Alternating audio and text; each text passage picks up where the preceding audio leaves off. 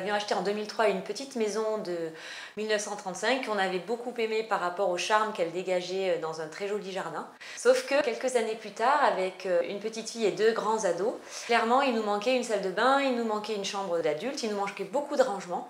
Et en fait, j'avais envie d'une extension qui puisse ressembler un peu à une cabane un peu contemporaine qui se rajouterait à notre maison et dans laquelle, qu'on soit dedans ou dehors, on puisse vivre vraiment notre nature, c'est-à-dire ces 2 grands platanes et puis toutes les différentes essences qu'il y avait autour. Une fois qu'on a abordé les problématiques sur la fonctionnalité, sur les éléments essentiels à rapporter sur cette maison, on a très vite regardé le plan d'urbanisme et on a vu qu'on ne pouvait pas construire l'extension telle qu'on la souhaitait dans une zone latérale à la maison support parce que c'est une zone réservée pour une extension d'annexe, garage ou autre, mais pas d'habitation.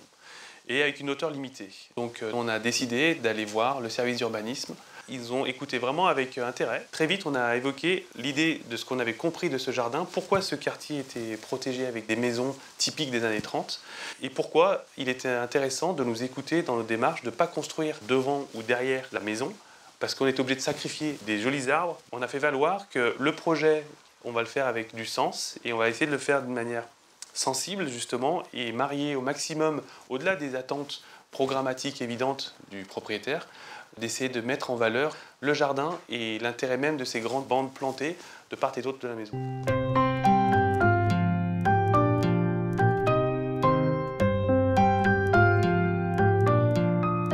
Sur cette maison, donc c'est des maisons des années 30, on retrouve souvent des escaliers en béton sur le pignon qui n'étaient pas forcément bien utilisés.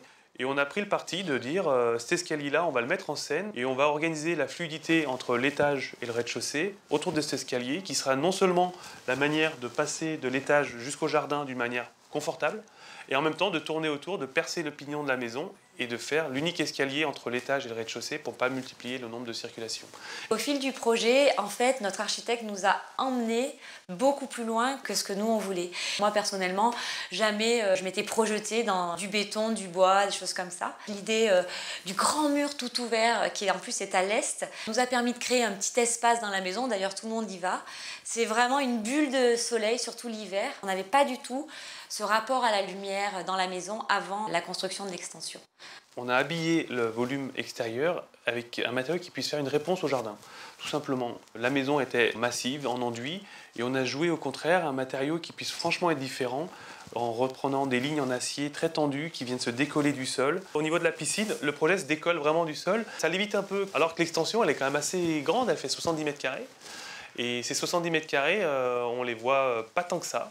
Il y a beaucoup de vide et ce vide participe au fait que cette extension paraît légère alors que toute la périphérie de ce vide est construite de rangements, de sanitaires, de buanderies, de salles de bain, un bureau. Le bureau, en fait, il s'est imposé par lui-même pour parfaire et terminer cette extension sur l'autre face, la face nord, qui a aussi un petit bout de jardin, qui a son originalité aussi. Et du coup, ce bureau, on l'a fait vraiment comme une terminaison du couloir. On a ouvert le couloir beaucoup plus large et on a vraiment cadré une énorme vitre pareil en lévitation, pour que ça puisse donner une légèreté d'un côté comme de l'autre sur ce projet. Et en faisant ce bureau à cet endroit-là, on a garanti d'avoir cette transparence qu'on ne pourrait pas avoir autrement.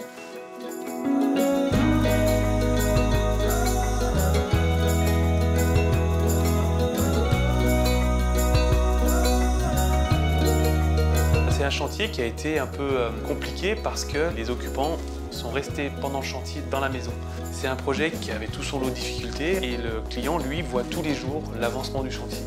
Il a fallu être bon, je pense, d'un côté comme de l'autre, et pas perdre la relation de confiance pour se dire qu'on fait confiance, on ira jusqu'au bout de ce projet. Donc nous, on voulait garder l'âme de notre ancienne maison et on voulait qu'elle rayonne et qu'elle s'immisce dans l'extension. Et je crois qu'au final, on a réussi à ça. On se sent bien partout. C'est un peu presque miraculeux ce qui s'est passé dans notre maison.